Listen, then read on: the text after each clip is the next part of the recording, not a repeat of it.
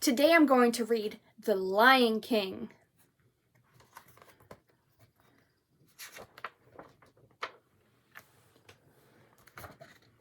From the smallest ant to the largest elephant, every living thing has a place in the great circle of life. Mufasa's place was of king of the lions, Sarabi was the queen, and their newborn cub Simba would one day take his father's place as the Lion King. But on this day, little Simba rested in the hands of the wise baboon Rafiki, who sprinkled the cub with dust and welcomed the future king to the great circle of life.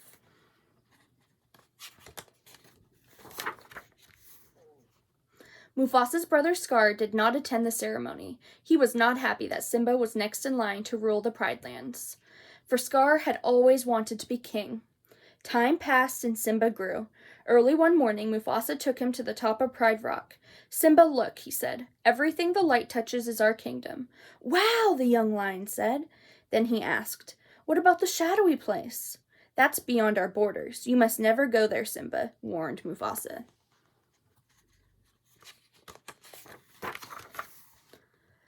Later, Simba found Scar sunning on a rock. Simba proudly told his uncle, "Someday I am going to rule the whole kingdom. Well, everything except the shadowy place. My father said I can't go there." "He's absolutely right," Scar shyly agreed. "An elephant graveyard is no place for a young prince. Only the bravest lions go there." As Scar knew, Simba would want to prove that he was brave, so he said nothing as Simba hurried off to find his friend Nala and ask her to explore the mysterious shadowy lands with him. When the friends arrived at the Shadowlands, they discovered an eerie place filled with elephant bones and sports of steam. "It's so creepy," whispered Nala excitedly. "Come on," said Simba.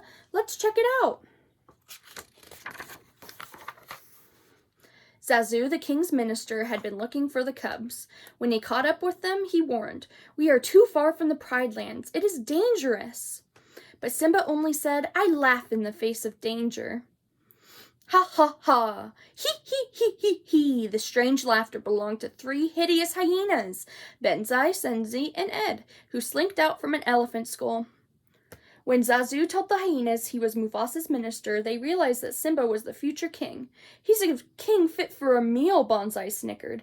The hyenas chased Simba and Nala until the cubs were trapped. Suddenly, a thunderous roar rattled rocks and bones. It was the roar of Mufasa, the Lion King. The frightened hyenas ran away.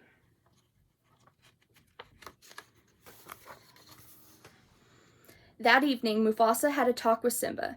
"I was just trying to be brave like you," protested Simba. Mufasa shook his head. "Being brave doesn't mean you go looking for trouble," he replied. "Dad," Simba asked suddenly, "we'll always be together, right?" Mufasa gazed up at the sparkling heavens. "The great kings of the past looked down on us from those stars," he said. "Whenever you feel alone, remember that those kings will always be there to guide you, and so will I." Although Scar was angry with the hyenas for letting Simba go, he made a bargain with them. If they helped make him king, they could have the run of the Pride Lands. So Scar brought Simba to a vast gorge and promised the cub a wonderful surprise if he would just wait on a certain rock. Scar then signaled to the hyenas.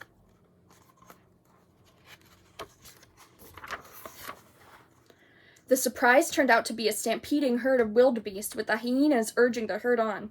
The earth trembled. Dust choked the air. The wildebeest ran into the gorge, heading straight for Simba. He sought safety in a tree, but when the branch bent under his weight. Just before Simba fell beneath the pounding hooves, Mufasa grabbed him and carried him to a rocky ledge. Then, through the thick, swirling dust, Simba saw his father disappear under the thundering herd.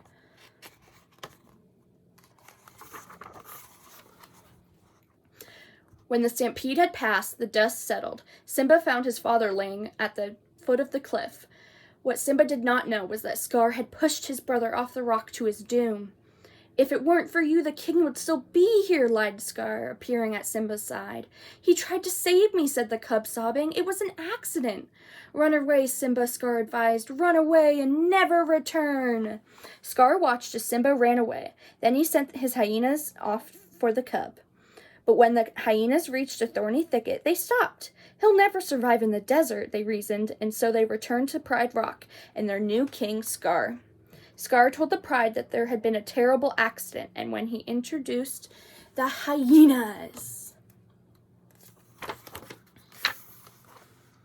Under the burning desert sun, Simba surely would have died if it wouldn't have been for two curious creatures, Timon the meerkat and Pumbaa, the fat, friendly warthog. Timon and Pumbaa felt sorry for the helpless cub. They took him to his jungle home and taught him how to live by Timon's philosophy, Hakuna Matata, which meant no worries. They also taught the cub to eat all kinds of insects. Simba tried to put the past behind him, but on one clear night, the stars reminded him of the old kings and his father, Mufasa.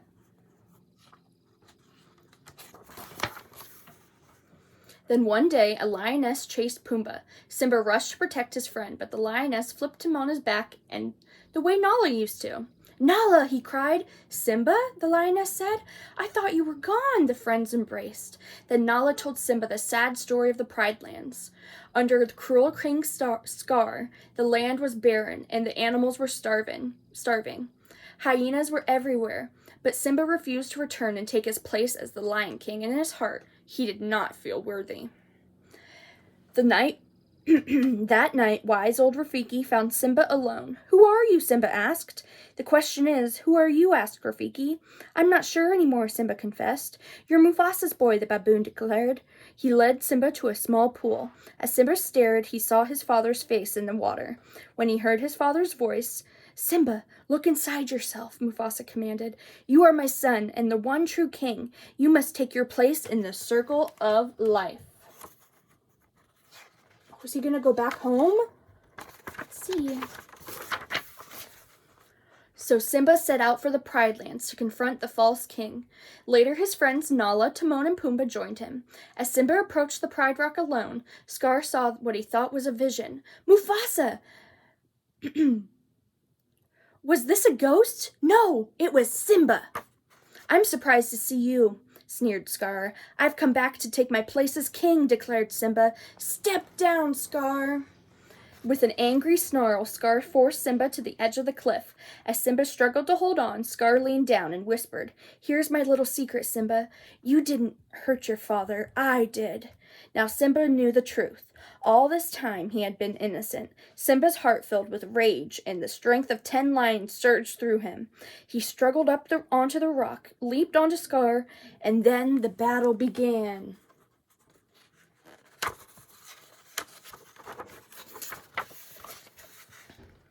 Nala bravely led the other lionesses against the hyenas. Even Timon and Pumbaa joined the fray. The battle raged until the hyenas ran from Pride Rock. Simba chased Scar to the top of Pride Rock and cornered him. Scar whimpered, No, please, have pity on me. Run away, Scar, said Simba. Run away and never return. But when Simba turned his back, Scar attacked. Quick as lightning that flashed above, Simba used Nala's trick flip to send Scar flying over the cliff to the hungry hyenas below. So Scar's evil reign ended, and Simba took his rightful place as the Lion King. In time, King Simba and Queen Nala had the cub of their own. From the smallest ant to the largest elephant, the beasts came from near and far to the Pride Rock. There the son of Simba rested in the hands of the wise baboon Rafiki, who sprinkled the cub with dust and welcomed the future king to the great circle of life, which never ends. That's such a good story. Thank you for reading that with me today, friends. I can't wait to read with you guys next time.